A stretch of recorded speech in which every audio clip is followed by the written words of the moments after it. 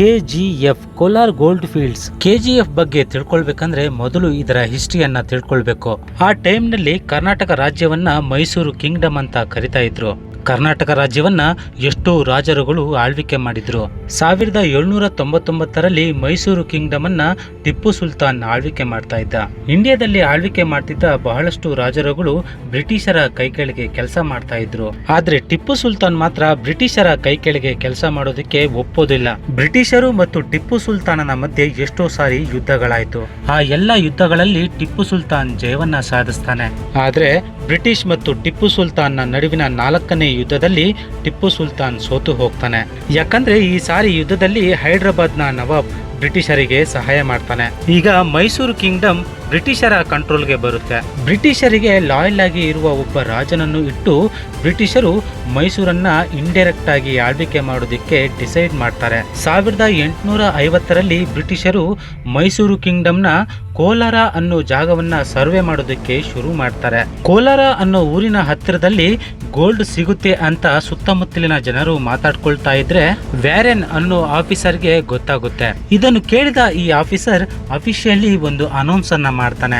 ಯಾರು ನನಗೆ ಈ ಮಣ್ಣಿನಿಂದ ಬಂಗಾರವನ್ನ ತಂದು ತೋರಿಸ್ತಿರೋ ಅವರಿಗೆ ಒಳ್ಳೆಯ ಬಹುಮಾನ ಕೊಡ್ತೀನಿ ಅಂತ ಹೇಳ್ತಾನೆ. ಹತ್ತಿರದಲ್ಲಿರೋ ಗ್ರಾಮಸ್ಥರು ಈ ಅನೌನ್ಸ್ ಅನ್ನ ಕೇಳಿ ಎತ್ತಿನ ಗಾಡಿಯಲ್ಲಿ ಮಣ್ಣನ್ನ ತುಂಬಿಕೊಂಡು ಬಂದು ವ್ಯಾರೆನ್ ಮುಂದೆ ಇಡ್ತಾರೆ. ಆಗ ವ್ಯಾರೆನ್ ಹೇಳ್ತಾನೆ, ನಾನು ತೋರಿಸು ಅಂದಿದ್ದು ಮಣ್ಣಲ್ಲ, ಬಂಗಾರ.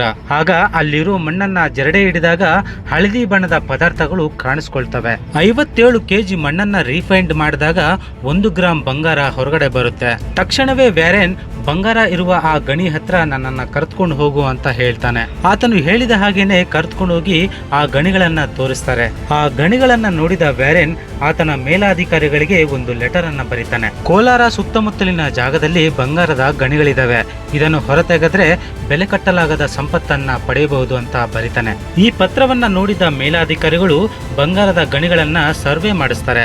ಆದ್ರೆ ಆ ಗಣಿಗಳು ಜಾಸ್ತಿ ಲಾಭದಾಯಕ ಅಲ್ಲ ಅಂತ ಅವರಿಗೆ ಗೊತ್ತಾಗುತ್ತೆ. ಇನ್ನು ಮಾಡೋದೇನೂ ಇಲ್ಲ ಅಂತ ಹೇಳಿ ಆ ಗಣಿಗಳನ್ನ ಅಲ್ಲಿಗೆ ಬಿಟ್ಟು ಬಿಡ್ತಾರೆ. ಲೆವೆಲ್ಲೆ ಅನ್ನೋ ವ್ಯಕ್ತಿ ಒಬ್ಬ ಬ್ರಿಟಿಷ್ ಸೈನಿಕ. 1850ರಲ್ಲಿ ನ್ಯೂಜಿಲೆಂಡ್ ನಲ್ಲಿ ನಡೆದ ಯುದ್ಧದಲ್ಲಿ ಸೈನಿಕನಾಗಿ ಕೆಲಸ ಮಾಡಿದ್ದ.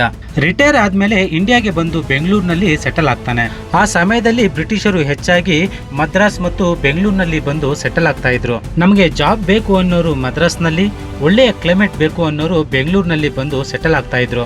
ಬ್ರಿಟಿಷರು ಎಷ್ಟು ಚಳಿ ಆದ್ರೂ ಕೂಡ ತಟ್ಕೊಳ್ತಾ ಇದ್ರು, ಸ್ವಲ್ಪ ಬಿಸಿಲಾದ್ರೂ ಕೂಡ ತಟ್ಕೊಳ್ತಾ ಇರ್ಲಿಲ್ಲ. ಬೆಂಗಳೂರಿನಲ್ಲಿ ಕ್ಲೈಮೇಟ್ ಆಲ್ಮೋಸ್ಟ್ ಇಂಗ್ಲೆಂಡ್ ನಲ್ಲಿ ಇದ್ದ ಹಾಗೇನೆ ಇರ್ತಾ ಇತ್ತು. ಅದಕ್ಕೆ ಲೆವೆಲ್ಲೆ ಅನ್ನೋ ವ್ಯಕ್ತಿ ತಾನು ರಿಟೈರ್ ಆದ್ಮೇಲೆ ಬೆಂಗಳೂರಲ್ಲಿ ಬಂದು ಸೆಟಲ್ ಆಗ್ತಾನೆ. ಈತನಿಗೆ ಪುಸ್ತಕಗಳನ್ನ ಓದೋದು ಅಂದ್ರೆ ಬಹಳ ಇಷ್ಟ. ಹಾಗೆ ಒಂದು ದಿನ ಪುಸ್ತಕಗಳನ್ನ ಓದುವಾಗ ಅದರಲ್ಲಿ ಕೋಲಾರ್ ಗೋಲ್ಡ್ ಫೀಲ್ಡ್ಸ್ ಬಗ್ಗೆ ವ್ಯಾರೆನ್ ಬರೆದ ಆರ್ಟಿಕಲ್ ಅನ್ನ ಓದ್ತಾನೆ. ಅದನ್ನ ಓದಿದ ತಕ್ಷಣ ಲೆವೆಲ್ಲೆಗೆ ಕೋಲಾರದಲ್ಲಿರುವ ಚಿನ್ನದ ಗಣಿಗಳ ಮೇಲೆ ಇಂಟ್ರೆಸ್ಟ್ ಬರುತ್ತೆ. ಒಂದು ಎತ್ತಿನ ಗಾಡಿಯಿಂದ ಬೆಂಗಳೂರಿನಿಂದ 100 ಕಿಲೋಮೀಟರ್ ದೂರದಲ್ಲಿರೋ ಕೋಲಾರ ಅನ್ನೋ ಜಾಗಕ್ಕೆ ಹೋಗ್ತಾನೆ. ಈ 100 ಕಿಲೋಮೀಟರ್ ದೂರದ ದಾರಿಯಲ್ಲಿ ಎಷ್ಟೋ ಬಂಗಾರದ ಗಣಿಗಳನ್ನ ನೋಡ್ತಾನೆ. 2 ವರ್ಷಗಳವರೆಗೆ ರಿಸರ್ಚ್ ಮಾಡ್ತಾನೆ. ಫೈನಲ್ ಆಗಿ 1871ರಲ್ಲಿ ಮೈಸೂರು ಮಹಾರಾಜನಿಗೆ ಒಂದು ಲೆಟರ್ ಅನ್ನ ಬರೀತಾನೆ. ಗೋಲ್ಡ್ ಮೈನಿಂಗ್ ಅನ್ನ ಮಾಡೋದಿಕ್ಕೆ ನನಗೆ ಪರ್ಮಿಷನ್ ಕೊಡಿ. ಇದೇನಾದ್ರೂ ಸಕ್ಸಸ್ ಆದ್ರೆ ನಿಮ್ಮ ರಾಜ್ಯಕ್ಕೆ ಬಹಳ ಲಾಭ ಆಗುತ್ತೆ. ಒಂದು ವೇಳೆ ನಾನು ಫೇಲ್ ಆದ್ರೂ ಕೂಡ ನಿಮಗೆ 1 ರೂಪಾಯಿ ಕೂಡ ನಷ್ಟ ಆಗೋದಿಲ್ಲ.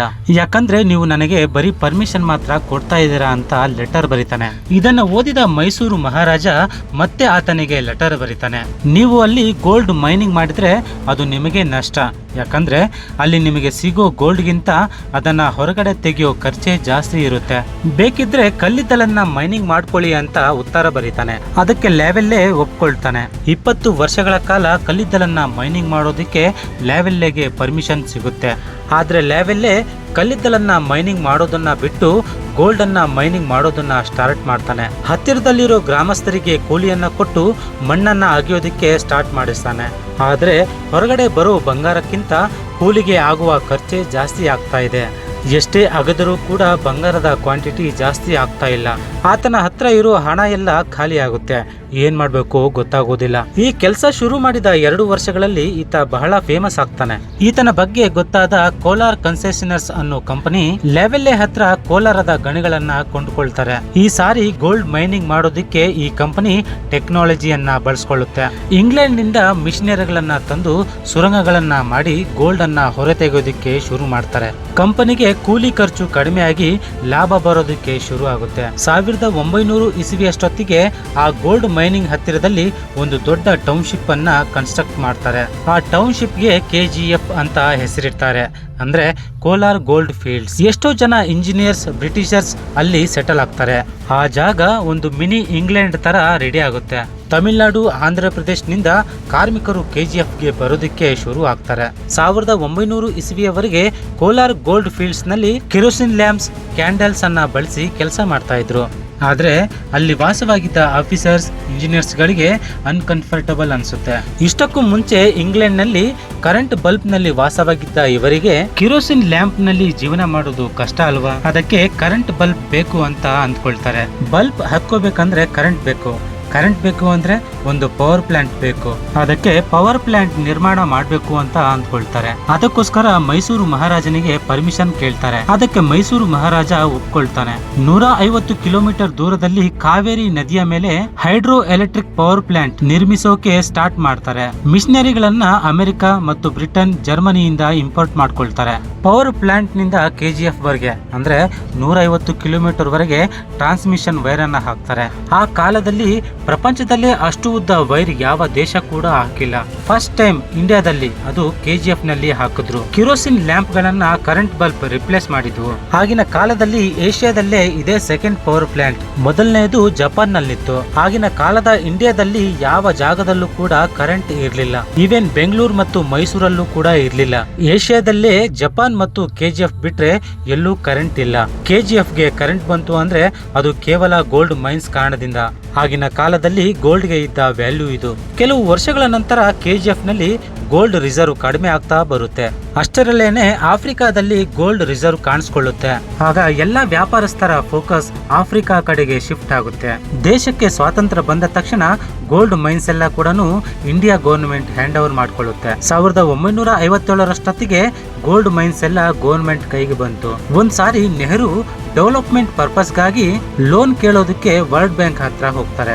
ಆದ್ರೆ ಅದಕ್ಕೆ ಸರಿ ಹೊಂದುವ ಪ್ರಾಪರ್ಟಿಯನ್ನ ಶ್ಯೂರಿಟಿ ಇಡೋದಕ್ಕೆ ಇಲ್ಲದ ಕಾರಣ ಲೋನ್ ಕೊಡೋದಕ್ಕೆ ವರ್ಲ್ಡ್ ಬ್ಯಾಂಕ್ ಒಪ್ಕೊಳ್ಳೋದಿಲ್ಲ. ಆಗ ನೆಹರು ಹೇಳ್ತಾರೆ, ನಮ್ಮ ಹತ್ರ ಒಂದು ಬೆಲೆ ಕಟ್ಟಲಾಗದಂತಹ ಆಸ್ತಿ ಇದೆ, ಅದೇ KGF ಅಂತ ಹೇಳ್ತಾರೆ. KGF ಅನ್ನ ಶ್ಯೂರಿಟಿ ಆಗಿ ಇಟ್ಟು ವರ್ಲ್ಡ್ ಬ್ಯಾಂಕ್ ಹತ್ರ ಲೋನ್ ಅನ್ನ ತಗೊಂಡು ಬರ್ತಾರೆ. 2001ರಷ್ಟೊತ್ತಿಗೆ KGF ನಲ್ಲಿ 3 ಕಿಲೋಮೀಟರ್ ನಷ್ಟು ಆಳವಾಗಿ ಸುರಂಗವನ್ನ ಅಗಿತಾರೆ. ಇನ್ನು ಒಳಗಡೆ ಸುರಂಗ ಮಾಡೋದ್ರಲ್ಲಿ ಏನು ಲಾಭ ಇಲ್ಲ, ಯಾಕಂದ್ರೆ ಅಷ್ಟು ಒಳಗಿಂದ ಗೋಲ್ಡ್ ಅನ್ನ ಹೊರಗೆ ತೆಗೆಯೋ ಖರ್ಚು ಗೋಲ್ಡ್ ವ್ಯಾಲ್ಯೂಗಿಂತ ಜಾಸ್ತಿ ಆಗ್ತಾ ಇತ್ತು. ಅಲ್ಲಿ ಕೆಲಸ ಮಾಡ್ತಾ ಇದ್ದ ಕಾರ್ಮಿಕರ ಉದ್ಯೋಗವನ್ನು ಕಾಪಾಡೋದಕ್ಕೋಸ್ಕರ ಪ್ರಾಫಿಟ್ ಇಲ್ಲದಿದ್ರೂ ಕೂಡ 2001ರವರೆಗೆ ಗವರ್ನಮೆಂಟ್ ಕೆಲಸವನ್ನ ಮುಂದುವರಿಸಿಕೊಂಡು ಬರುತ್ತೆ.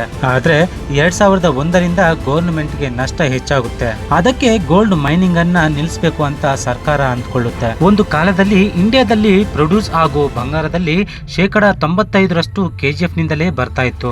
2001ರಷ್ಟೊತ್ತಿಗೆ ಅದು 0%ಗೆ ಬಿದ್ದು ಹೋಗುತ್ತೆ. ಒಂದು ಸಮಯದಲ್ಲಿ ಬಂಗಾರದಿಂದ ತುಂಬಿಕೊಂಡಿದ್ದ ಸುರಂಗಗಳು ಈಗ ಅದರಲ್ಲಿ ಮಳೆ ನೀರು ತುಂಬಿಕೊಂಡಿದೆ. KGF ನಲ್ಲಿ ಬಹಳ ಬಂಗಾರ ಇದೆ, ಆದ್ರೆ ಅದು ತುಂಬಾ ಆಳದಲ್ಲಿದೆ. ಅಷ್ಟು ಆಳದಿಂದ ಬಂಗಾರ ಹೊರ ತೆಗೆಯೋದ್ರಿಂದ ಏನು ಲಾಭ ಇಲ್ಲ. ಸರ್ಕಾರಕ್ಕೆ ಖರ್ಚು ಜಾಸ್ತಿ ಆಗುತ್ತೆ. 121 ವರ್ಷದಿಂದ ಮುಂದುವರಿದ ಗೋಲ್ಡ್ ಮೈನಿಂಗ್ ಫೈನಲ್ ಆಗಿ 2021ರಲ್ಲಿ ನಿಂತು ಹೋಯಿತು. ಐ ಹೋಪ್ ವಿಡಿಯೋ ಇಷ್ಟ ಆಗಿದೆ ಅಂತ ಅಂದ್ಕೊಳ್ತೀನಿ ವೀಕ್ಷಕರೇ. ವಿಡಿಯೋ ಇಷ್ಟ ಆದ್ರೆ ಲೈಕ್ ಮಾಡಿ. ಇದೇ ತರದ ಮತ್ತೊಂದು ಇನ್ಫಾರ್ಮೇಟಿವ್ ವಿಡಿಯೋದೊಂದಿಗೆ ಸಿಗೋಣ ವೀಕ್ಷಕರೇ. ಅಲ್ಲಿವರೆಗೆ ಜೈ ಹಿಂದ್.